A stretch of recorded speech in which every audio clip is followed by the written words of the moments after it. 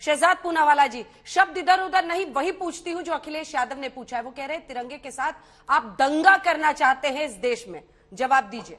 देखिए, जिनके मन में बसा हो दंगा, वो कैसे करेंगे सम्मान ऑफ तिरंगा? ये तो पहले से पता है, जिनके शासनकाल में 1000 दंगे हुए हो। और माफ कीजिएगा, देखिए संविधान, संसद, राष्ट्रपति, तिरंगा, इन सब का अपमान कुछ लोगों की पहचान बन चुकी है। ये वही अखिलेश यादव है, मुझे याद है उन्होंने बीजेपी की वैक्सीन बताया था, कोरोना वैक्सीन को। इन्होंने यूपी एटीएस पर सवाल खड़े कर दिए थे, अलकायदा के लोग गिरफ्तार हुए। तो मुझे लगता है जिनकी फिलॉसफी है हर घर अफजल निकले या हर घर अब्बासी निकले, वो हर घर तिरंगा को सहन नहीं कर सकते। परंतु मैं आपको एक चीज दिखाना चाहता हूँ, सुनाना चाहता हूँ, आप ही के चैनल का। हाँ, तो पूरा विश्वसनीयता के साथ है। हाँ। शफीकुर रहमान बर्क, मौसमी सिंह के साथ, सुनिएगा। हाँ। झंडा तो मुल्क वाले लगाते, आप मुल्क वाले नहीं है। मुल्क वाले हैं लेकिन अपोजिशन के हैं। तो अपोजिशन वाले मुल्क वाले नहीं होते हैं, भारत तो उनका भी है। हम तिरंगा इसलिए नहीं लगाएंगे क्योंकि ये तो मुल्क वाले लगाते हैं। शफीकुर रहमान बर्क इनके सीनियर नेता है, सांसद है। मैंने आपको मौसमी जी की बाइट सुनाई है। और फिर उनसे कहा जाता है आप मुल्क वाले नहीं है, अरे हम ऑपोजिशन वाले हैं। यही तो समस्या है अंजना जी। हम हर घर तिरंगा शुरू करते हैं, ये इसका विरोध करते हैं क्योंकि एक व्यक्ति से नफरत है। हम आजादी का अमृत महोत्सव मनाते हैं, जिसमें किसको सेलिब्रेट किया जा रहा है? सरदार पटेल जैसे महान विभूतियों को, जो कांग्रेस में थे। ये उसका विरोध करते हैं क्योंकि मोदी से नफरत है। ये इस प्रकार से मोदी नफरत छाई हुई है। आज अगर मैं कह देता ना अंजना जी, ऑक्सीजन सेहत के लिए अच्छा है, ये नाक पकड़ के बैठ जाते हैं। ये नाक पकड़ के बैठ जाते और बोलते कि ऑक्सीजन का बहिष्कार कर रहे हैं। अब मुझे सिर्फ इतना बता दे, पूरे डिबेट में हाथ जोड़कर, शफीकुर रहमान बर्क का बयान अगर ये मान्य है तो ठीक है, अगर मान्य नहीं है तो माननीय सांसद साहब के ऊपर क्या वक्तव्य और कमेंट और कंप्लेंट करेंगे या कार्रवाई करेंगे, जरा बता। सुनील सिंह यादव जी, जवाब दीजिए और ये भी बताइए कि जिस तिरंगे पर हर भारतीय को गर्व है, उसके नाम पर क्यों जहर घोल रहे हैं आप? कौन सा दंगा कनेक्शन आपको तिरंगा से दिख रहा है?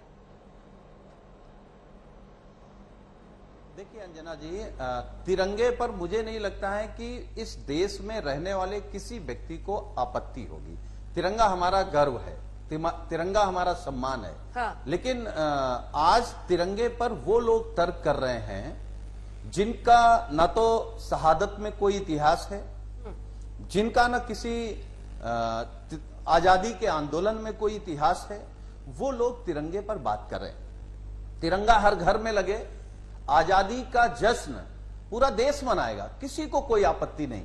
लेकिन जो हमारे नेता माननीय अखिलेश यादव जी ने आशंका जाहिर की, तिरंगे के खिलाफ तो नहीं बोले, अभियान के खिलाफ तो नहीं बोले, आशंका क्यों जाहिर की ये बात भी बोली ना। कासगंज में तिरंगा यात्रा भारतीय जनता पार्टी निकाला था, बाद में उसमें जो हत्या हुई, हिंदू मुसलमान की बात जो निकल करके आई, क्योंकि भारतीय जनता पार्टी का जब आप इतिहास देखेंगे, हम तो बीजेपी के प्रवक्ता से पूछेंगे कि आप आरएसएस को मानते हैं? आरएसएस के मुख्यालय पर आजादी के बाद कितने सालों तक तिरंगा नहीं लहराया गया? आप इसका जवाब दे दीजिए। आजादी की लड़ाई में इस देश की कौन से कौम और कौन से मजहब के लोग आजादी में नहीं शामिल थे? वो जवाब दे दीजिए। आप बताइए कि क्रांतिकारियों की मुखबिरी करने वाले आपके आइडियल हैं या नहीं हैं? आप कभी कभी भगवान राम के नाम पर राजनीति करते हैं, फिर क्या करते हैं? वही भगवान राम की भूमि पर अवैध कब्जा कौन कर रहा है? भारतीय जनता पार्टी का विधायक, भारतीय जनता पार्टी का मेयर। अब फिर आप राष्ट्रवाद के नाम पर तिरंगे पे राजनीति कर रहे हैं। तिरंगा राजनीति का नहीं है, हमारे आपके स्वाभिमान का प्रतीक है तिरंगा। तिरंगे पे राजनीति मत करिए, तिरंगे पे व्यापार मत करिए। और तिरंगे का इतिहास और अपना इतिहास दोनों उठा करके देखे। हम अंजना जी एक सवाल और करेंगे, क्योंकि बीजेपी के प्रवक्ता बहुत सम्मानित हैं। एक सवाल सुन लीजिए। ये इत्तेफाक है कि आपके और जो अंग्रेज थे, जो इस देश में शासन किए, हमारे आपके पुरखों ने, जो क्रांतिकारी थे, उन्होंने अपनी शहादत देकर के हमको आपको आजादी दिलाई। उनके जो 2 सिद्धांत थे, वही सिद्धांत आपके क्यों हैं? वो संयोग क्यों है? बांटो और राजनीति करो। 2 तरीके की आजादी ठीक है।